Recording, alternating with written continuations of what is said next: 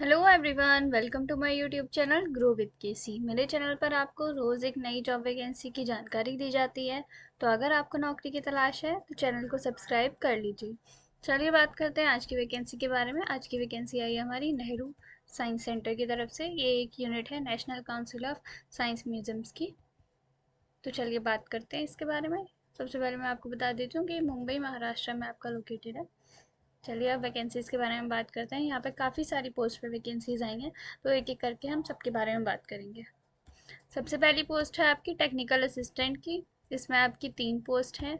एक पोस्ट है आपकी मैकेनिकल के लिए और 2 पोस्ट हैं आपकी कंप्यूटर के लिए। और ये तीनों पोस्ट आपकी नेहरू साइंस सेंटर मुंबई में है। अब मैं आपको इसकी पे मैट्रिक्स के बारे में बता देती हूँ कि कितनी सैलरी यहाँ पे आपको मिलने वाली है।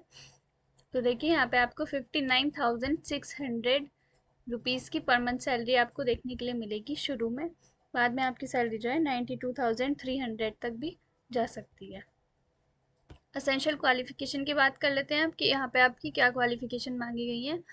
तो देखिए इन्होंने मांगा है अपने डिप्लोमा कोर्स किया हुआ होना चाहिए 3 इयर्स का इन मैकेनिकल इंजीनियरिंग या फिर कंप्यूटर साइंस में, या और NIELITA लेवल डिप्लोमा आपने किया हुआ होना चाहिए, या फिर इंफॉर्मेशन टेक्नोलॉजी में आपने कोई डिप्लोमा किया होना चाहिए, या फिर आपने BCA किया होना चाहिए। तब भी आप इसके लिए अप्लाई कर सकते हैं। या फिर अगर आपने BSc की हुई है कंप्यूटर साइंस से तब भी आप इसके लिए अप्लाई कर सकते हैं। यहाँ पे इन्होंने जॉब रिक्वायरमेंट्स मेंशन की हुई हैं कि आपको क्या क्या वहाँ पे जॉब में करना पड़ सकता है। मैकेनिकल के लिए अलग, कंप्यूटर के लिए अलग, तो इसको आप देख सकते हैं। अब मैं बात करती हूँ नेक्स्ट पोस्ट के बारे में, जो कि हमारी एजुकेशन असिस्टेंट ए की पोस्ट है। ये आप यहाँ पे आपकी टोटल 2 पोस्ट हैं अनरिजर्व्ड कैटेगरी के लिए। एक पोस्ट है आपकी नेहरू साइंस सेंटर मुंबई में और दूसरी पोस्ट है आपकी डिस्ट्रिक्ट साइंस सेंटर धर्मपुर में। इसके लिए मैं आपको पे मैट्रिक्स बताऊँ तो आपको यहाँ पे मुंबई वाले सेंटर के लिए नेहरू साइंस सेंटर मुंबई के लिए आपको स्टार्टिंग में 59,600 रुपीज़ पर मंथ मिलेंगे और धर्मपुर वाले सेंटर में आपको 50,970 रुपीज़ पर मंथ आपको स्टार्टिंग में देखने के लिए मिलेंगे। बाद में आपकी ये जो सैलरी है 92,300 तक भी जा सकती है। एसेंशियल क्वालिफिकेशन की बात कर लेते हैं हम यहाँ पे। तो आपने जो है बैचलर्स डिग्री की होनी चाहिए साइंस में with physics and combination of any 2 subjects. आपके पास आपने जो बैचलर्स डिग्री की है उसमें आपके पास फिजिक्स होनी चाहिए, साथ में कोई 2 सब्जेक्ट का कॉम्बिनेशन होना चाहिए। इन सब में से chemistry, mathematics, electronics, computer science, astronomy, geology, statics, इनमें से कोई 2 सब्जेक्ट्स आपके पास होने चाहिए बैचलर्स डिग्री में और फिजिक्स होनी चाहिए। या फिर आपने बैचलर्स डिग्री की हुई हो केमिस्ट्री में और साथ में आपके पास दो ही सब्जेक्ट, इनमें से कोई भी 2 सब्जेक्ट्स हों, जैसे कि zoology, botany, microbiology, environmental science, biotechnology, molecular biology. तो अब भी आप इसके लिए अप्लाई कर सकते हैं। यहाँ पे इन्होंने जॉब रिक्वायरमेंट्स लिखी हुई हैं, तो इसको आप देख लीजिएगा। अब बात करते हैं हम एग्जीबिशन असिस्टेंट ए की पोस्ट के बारे में। यहाँ पे आपकी एक पोस्ट है नेहरू साइंस सेंटर मुंबई में। तो पे मैट्रिक्स लेवल के बारे में बात कर लेते हैं कि कितनी सैलरी यहाँ पे आपको देखने के लिए मिलेगी। यहाँ पे भी आपको स्टार्टिंग में 59,600 रुपीज़ की सैलरी देखने के लिए मिलेगी। असेंशियल क्वालिफिकेशन इसमें आपकी क्या मांगी गई है, आपने बैचलर्स डिग्री की होनी चाहिए इन विजुअल आर्ट, फाइन आर्ट्स या फिर कमर्शियल आर्ट्स। इनमें से किसी में भी आपने अगर बैचलर्स डिग्री की हुई है तब आप इस पोस्ट के लिए अप्लाई कर सकते हैं। अब बात करते हैं हम टेक्नीशियन ए की पोस्ट के लिए। यहाँ पे आपकी 15 पोस्ट दी गई हैं, अलग अलग सेंटर्स में आपकी अलग अलग नंबर ऑफ पोस्ट यहाँ पे दी गई हैं। तो चलिए पहले बात करते हैं इसकी सैलरी के बारे में कि यहाँ पे आपको कितनी सैलरी देखने के लिए मिलेगी। देखिए मुंबई की सेंटर के लिए आपको स्टार्टिंग में 38,908 रुपीज़ की सैलरी देखने के लिए मिलेगी। नागपुर के सेंटर के लिए में आपको 36,918 की सैलरी स्टार्टिंग में देखने के लिए मिलेगी और भोपाल और पानाजी वाले सेंटर में आपको 36,220 रुपीज़ पर मंथ सैलरी आपको इनिशियली देखने के लिए मिलेगी। बाद में आपकी सैलरी जो है 63,200 रुपीज़ तक हो सकती है। अब बात करते हैं एसेंशियल क्वालिफिकेशन की। तो इसमें आपसे मांगा गया है SSC यानी कि सीनियर सेकेंडरी क्वालिफिकेशन और matriculation with certificate from ITI।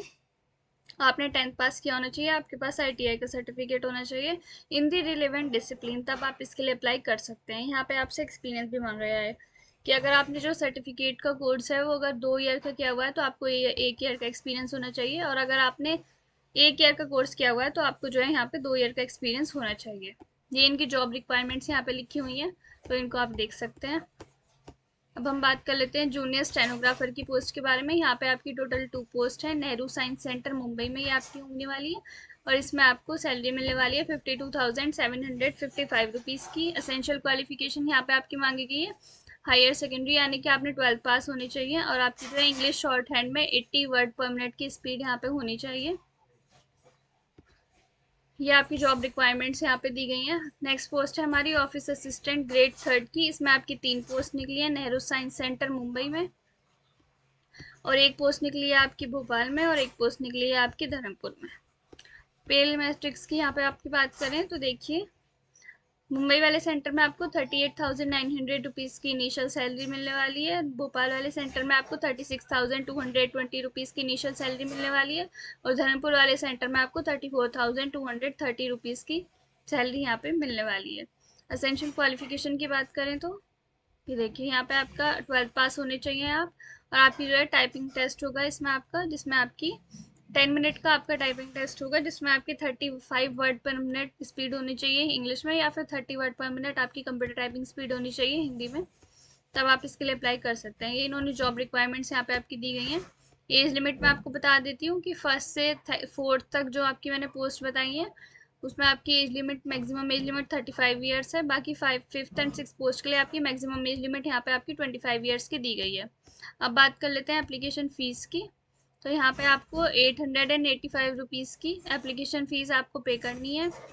ये इनके अकाउंट डिटेल्स है, यहाँ से आपको इनके ऑनलाइन जाके आपको इनकी अपनी एप्लीकेशन फ़ीस यहाँ पे करनी है। और जो वुमेन कैंडिडेट्स हैं, SC ST के कैंडिडेट्स हैं, या PWD और एक्स सर्विसमैन कैंडिडेट्स हैं, उनको यहाँ पे कोई भी एप्लीकेशन फ़ीस नहीं पे करनी है। आपके जो अप्लाई करना है वो आपको ऑनलाइन ही अप्लाई करना है। ऑनलाइन ही आपके जो है एप्लीकेशन फॉर्म फिल किए जाएंगे, और लास्ट डेट आपकी अप्लाई करने की 16 जून है, यानी 16 जून से पहले पहले आपको जो है इसके लिए अप्लाई करना होगा। यहाँ पे देखिए, इन्होंने बताया है कि अगर आपके पास सारी क्वालिफिकेशन है, इसका मतलब ये नहीं है कि आपको रिटर्न या फिर ट्रेड टेस्ट के लिए यहाँ पे बुलाया जाएगा। तो इससे ये साफ यहाँ पे पता चल रहा है आपको कि इन सारी पोस्ट के लिए आपका या तो रिटर्न एग्जाम होगा या फिर आपका ट्रेड टेस्ट यहाँ पे कराया जाएगा, जिसके बेसिस पे आपका यहाँ पे सिलेक्शन होगा। सारी इंपॉर्टेंट डिटेल्स मैं आपको बता चुकी हूँ। फिर भी अगर आपको कोई डाउट होता है तो आप मुझसे कमेंट सेक्शन में पूछ सकते हैं। वीडियो के नोटिफिकेशन PDF का लिंक, अप्लाई लिंक और ऑफिशियल वेबसाइट का लिंक आपको डिस्क्रिप्शन बॉक्स में मिल जाएगा। ऐसी नई नई वैकेंसी के बारे में जानने के लिए वीडियो को लाइक कर दीजिए और चैनल को सब्सक्राइब कर लीजिए।